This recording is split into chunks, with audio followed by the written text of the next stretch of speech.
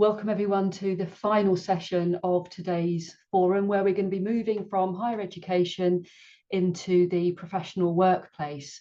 It's really interesting that employability has emerged pretty consistently throughout our discussions today.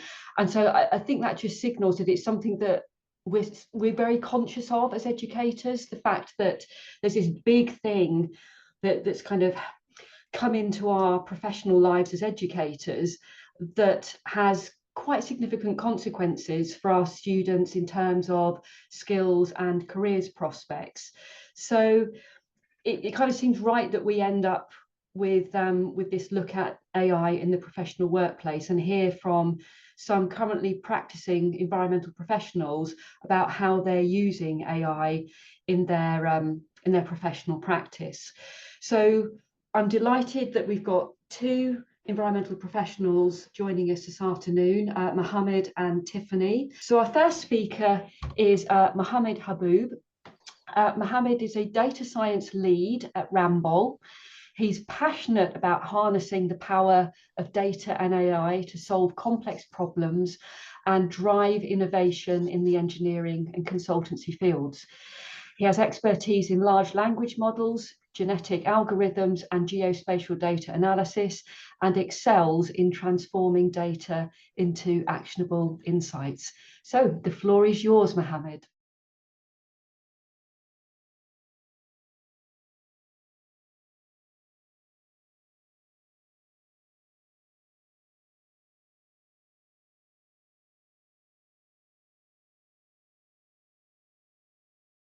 Fantastic.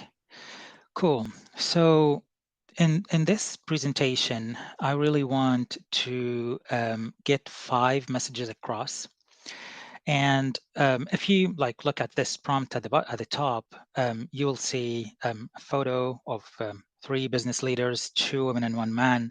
And we can see in the first tile, the February 2022, how generative AI gave us a very odd result that it's not good enough. And we all laughed at this technology back then. But a year later, like the bottom right image, we all see an accurate result. And that's probably my first message, that AI is moving fast, and so should we.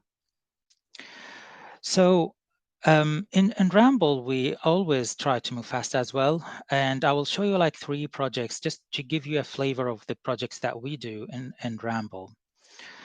So the first one is Bloom Optics. So this is one of the innovative projects that we have. So for clients who wants to monitor harmful illegal blooms in their lakes, the traditional process involves going to the site, collect the water sample, shipping them to the lab, and then waiting for the results. This is a very time-consuming and costly process. But with the Bloom Optics, it changes all of that, basically. With this solution, the clients just take this portable microscope with them to the lake and then collect the sample, place it under the microscope, and the magnified image then are sent to the AI model in the cloud. And within seconds, they get the results available on their phones, if it's like harmful or not harmful. Another project is called Galago. It has pretty much the same idea, but instead of doing it on a small scale, as a microscopic scale, it uses like much larger scale. The Galago team analyze satellite images and the drone imageries using AI. So traditionally, the land management involves like sending people to the field, conducting a field survey, which is also time-consuming and expensive. But this can be automated with Galago. But to be honest, the real power of these projects isn't by the technologies. And in both these projects, we use like deep learning and in particular CNN or convolutional neural networks. But it's not the technology that is important. It's the combination between the AI with the domain experts. So people with other backgrounds like ecologists, environmental scientists, GIS practitioners, they play a very crucial role in this. And the third project is our newest project. It's called Origami. And it's basically aimed to transforming the way that we write reports. It's something that we're currently developing, and it uses AI agents. So instead of having one large language model that can answer our questions, we have three. And with each one of these large language model, we like build a backstory and a role to play for them. So for example, the user asks about a list of the species found on site, and then we have a three large language model. One is focused on the biodiversity, one on marine biology, and one for environmental law. And of course, there are a library of documents that is augmenting these large language model to include the Ramble specific knowledge. And all of that is passed to another large language model, which is the AI report writer, which should draft a report, which then is being like checked by our impact assessment consultants. But it's not smooth sailing. AI brings rough water too, and this is probably my second message. The challenges that we always face with AI projects is data is not AI ready. Preparing data is very crucial, and it's like an important prerequisite for successful AI integration. And it's not always ready in the field, even like with companies that depend on Excel sheets.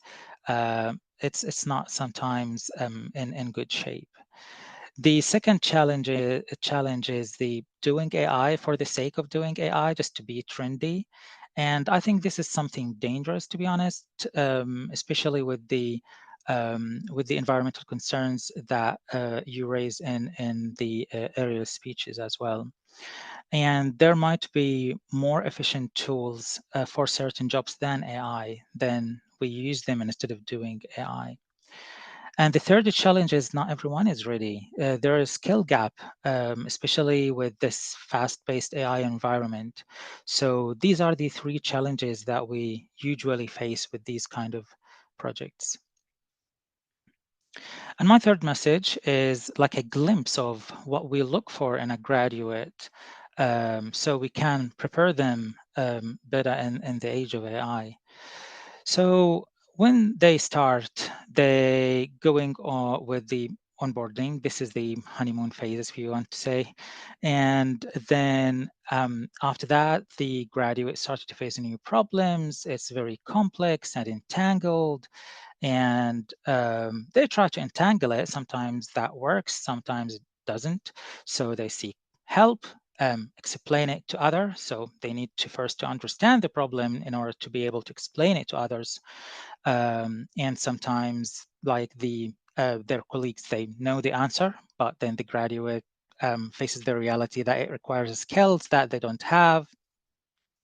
And sometimes it's a very new problem to all of us, and then the graduate need to get creative, and they sometimes faces the fact that it requires skills that they don't have, and then they need to learn that new thing by themselves, collaborate it with others, and share their findings with others.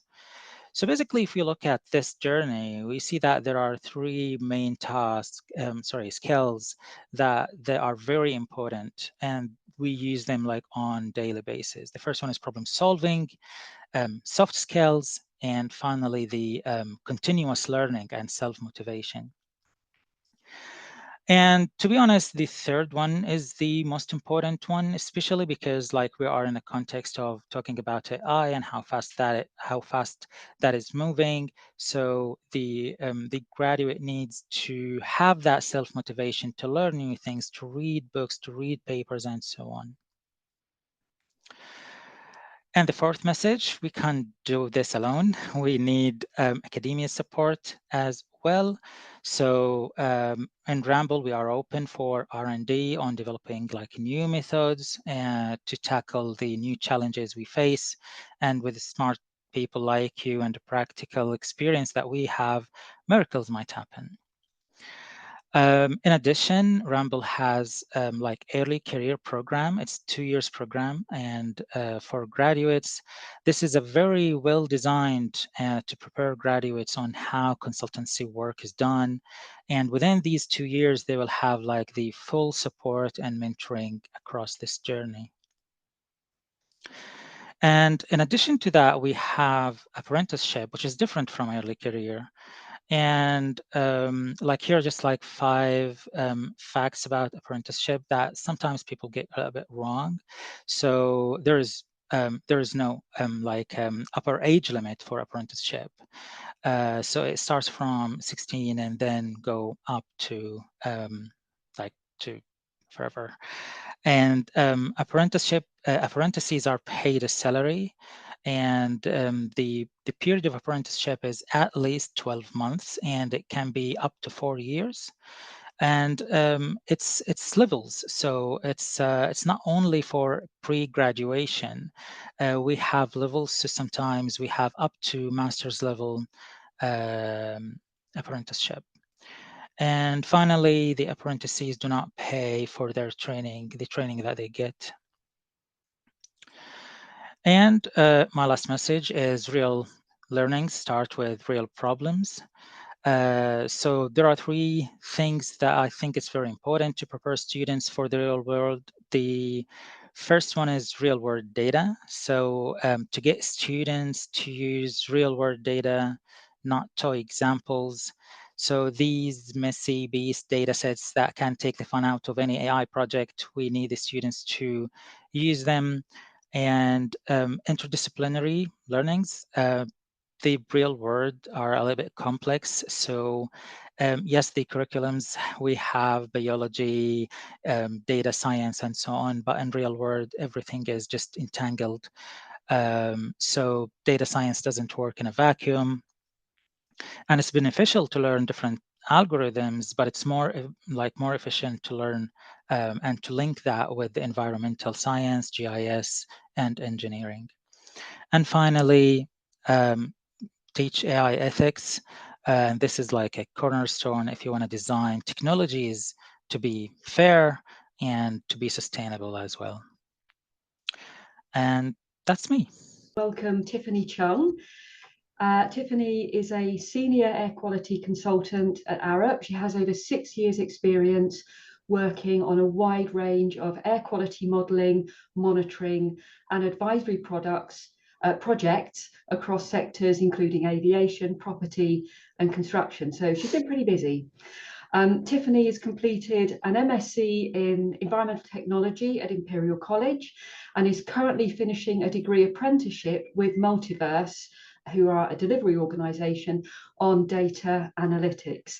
So it's over to you, Tiffany. Hi, I'm Tiffany. I'm actually currently a senior data scientist, so that's a relatively new change in roles for me. But yeah, I'm here to talk about a bit about how artificial intelligence is used in the air quality industry. Yeah, so I'll give a bit of an introduction about Arup, the organization that I work for, a bit about me, and then how I use AI in my role, some of the challenges that we face, and then some of the skills that graduates maybe should be kind of looking out for, also how academia can support on that. So ARP is an international organization that offers professional services in design, engineering, and consulting within the built environment. And we work a lot on multidisciplinary projects that would require kind of collaboration across different teams, specialisms, and stakeholders. And on myself, I actually come from an environmental science background. I did my bachelor's at the University of Nottingham, and then I did a master's in environmental technology at Imperial College. I then joined Arup within the environmental consulting business, specifically looking at air quality. And I guess because we kind of work with air quality is actually a discipline where you work with kind of data a lot of the times, kind of doing analysis or modeling. So I guess I just found myself getting a bit more interested in like the working with data part and how I can find efficiencies and kind of automating existing processes. So that led me to start the Advanced Data Fellowship Apprenticeship Program that's run by Multiverse around 3.5 years ago. And it kind of gave me a platform to have that formal learning around data and analytics, which included AI. And now that that apprenticeship has come to a close, yeah, I just wanted to kind of explore the data space a bit more. And that's why I am now in the digital services business in the data and AI team as a senior data scientist. So if I kind of circle back to air quality work, how did I use AI in my role previously? I think air quality work, yeah, because we work so much with data on a pretty much day-to-day basis, you're kind of actually a lot of the times you might not yet be using it for artificial intelligence or AI. It was more about like how you can use it for analysis, modeling, and visualization, and kind of like communicating the results to different clients and working on different types of advisory work. But actually, the where AI starts to come in the air quality field is the data that you might be working with, they might already employ some sort of AI techniques. So for example, there were projects where we were using kind of low-cost air quality sensors. It generates a lot of data, kind of recording data kind of minute by minute for multiple pollutants. And because they're traditionally, because they are lower cost, the accuracy might not be as good as kind of like reference grade or reference grade kind of automatic monitors. So there are kind of suppliers who are already applying machine learning techniques to calibrating these low cost sensors. So the data you might receive might already have those AI techniques within it. Another way that I've used AI in my role is I kind of try to start looking at how I can apply machine learning techniques to predict pollutant concentrations, because I'll go into that a bit further in the next slide. But yeah, I think there's also because it is consultancy work, obviously it's not just about the numbers. There's also a lot of text that's involved. So you would also kind of use large language models like Microsoft Copilot. So you might use it for kind of idea generation, some sort of to help with like research, or just kind of go down like different avenues that you can be exploring. But I think something that you need to note is that you always have to validate it with your own domain expertise and kind of sense check what you're reading. You can't just kind of take it as face value. And yeah, and now because I have moved on to become a data scientist, it's kind of still applying kind of similar machine learning model techniques, but using data that's not just air quality data. It might be working with different disciplines and different sectors. I'm now the data specialist rather than the domain expert.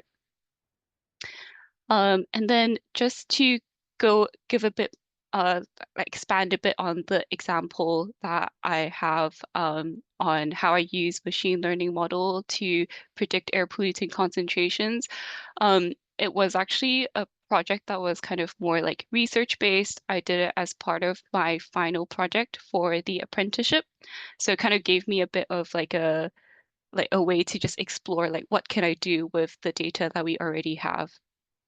So what I wanted to do was create a machine learning model that offers a cost-efficient, precise, and scalable solution for predicting pollutant concentrations. Because what we normally do right now is predict those concentrations for understanding compliance, with legislation and to inform design.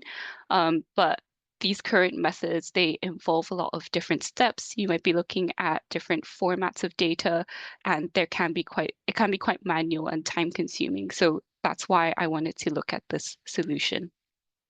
The data that I used was primarily quite it was just publicly available data. There's kind of air quality monitoring data that's published online by the London Air Quality Network.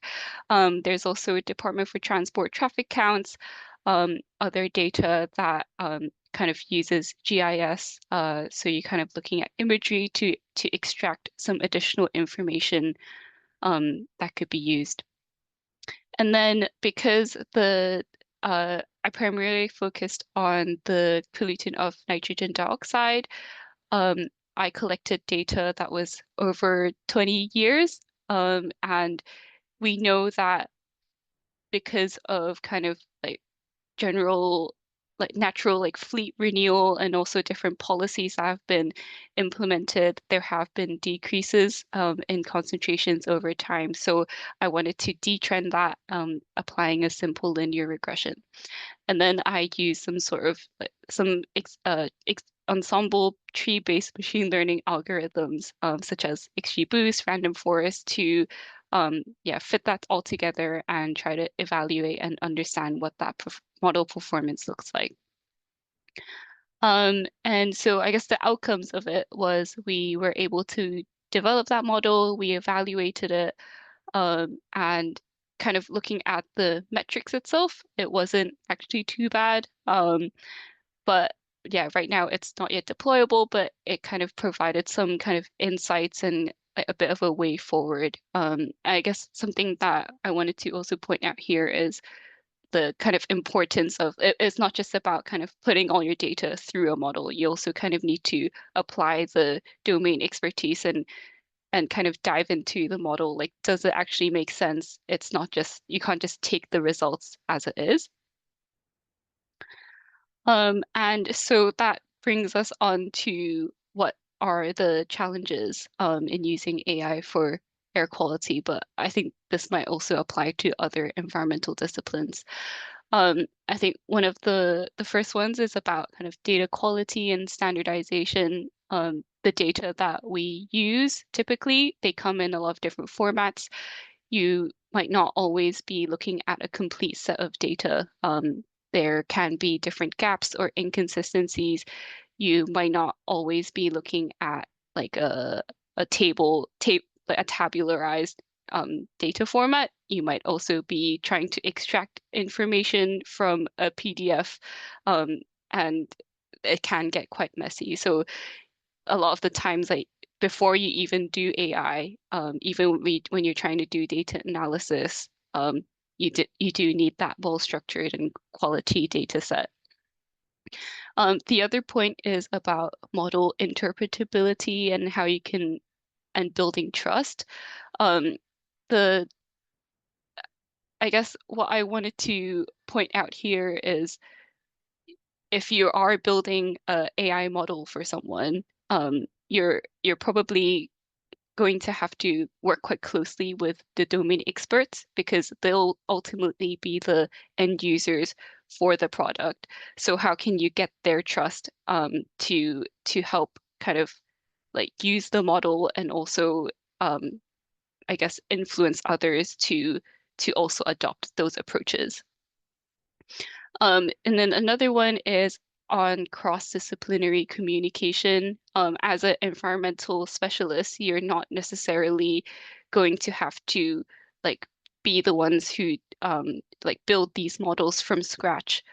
You're likely going to be the one who brings in your environmental expertise and communicate that with the data specialist so that the data specialists can be the ones who actually implement things for you.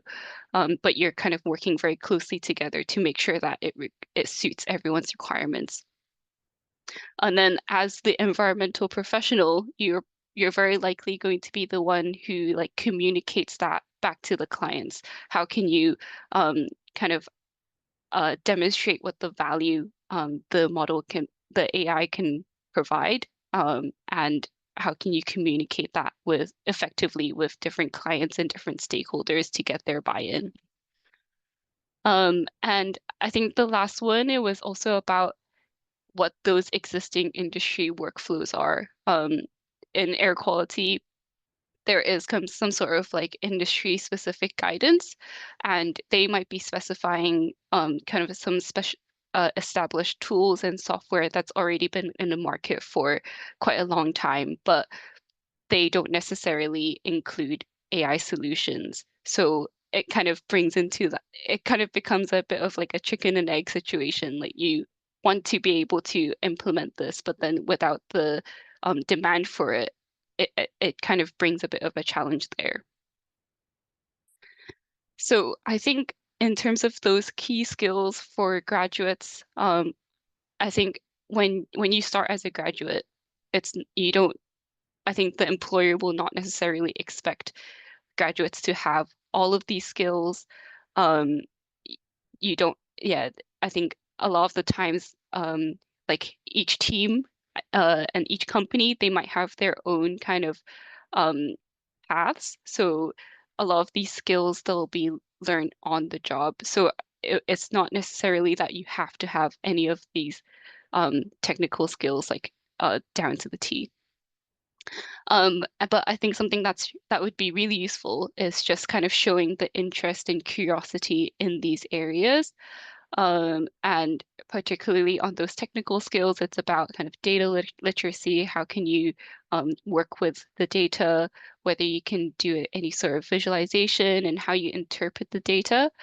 And so some of the technical skills that might be good to have, but not necessarily you must have, is maybe have some knowledge in Python, R, and GIS. I think, but then those soft skills are really important, like how you can communicate with like all types of people, whether they are technical or non-technical stakeholders. Another point is kind of like being able to just stay very curious about the industry, like there's so much that's happening and it's all developing at such a fast pace that I think it's kind of been echoed throughout the day as well. How can you continue to adapt? And I think being able to show that curiosity and willingness to learn, whether it's by yourself or through others, that's a very important thing to be able to demonstrate. The other one is, I think that's also been echoed in the previous talk, problem solving, critical thinking, like how can you kind of look at problems from multiple perspectives and try to tackle them. Yeah. And I think moving on to like how academia can provide that support, I think there's like kind of 3 suggestions. I think one is about those research projects. How can you use like real world data and like relevant research projects that students can then use as like examples in their interviews when they come to them. Partnering with industry would also be really useful. And I think these research projects, ultimately what it's trying to do is provide students with the opportunity to apply some of those practical skills and learn from that.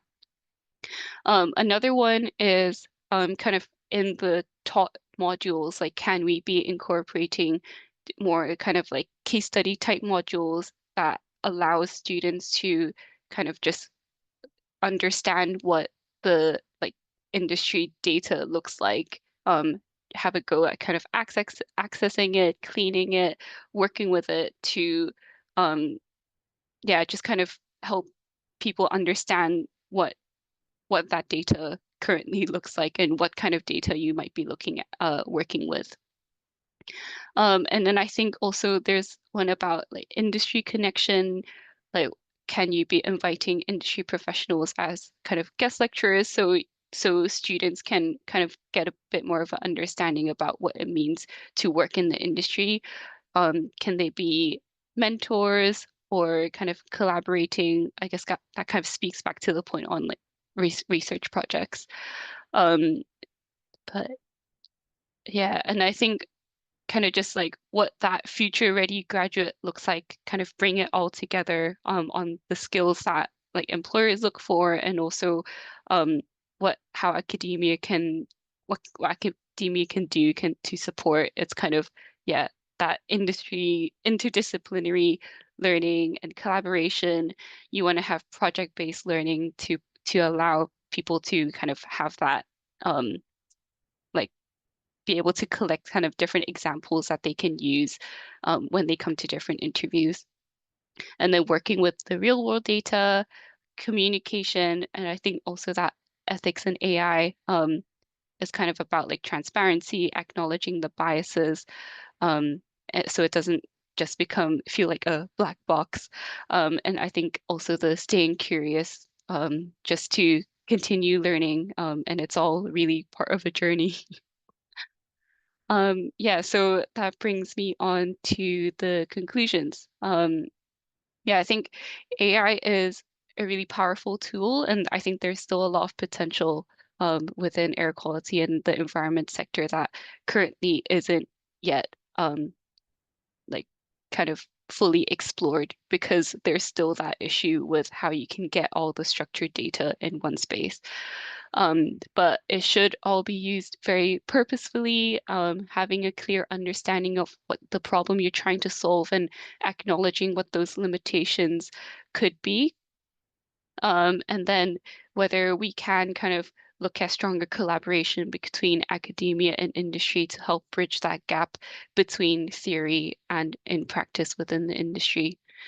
And then I think the last point is just that alongside those technical skills, those soft skills are also really important on like communication, how you can translate those technical insights to non-technical stakeholders to get buy-in and encourage action.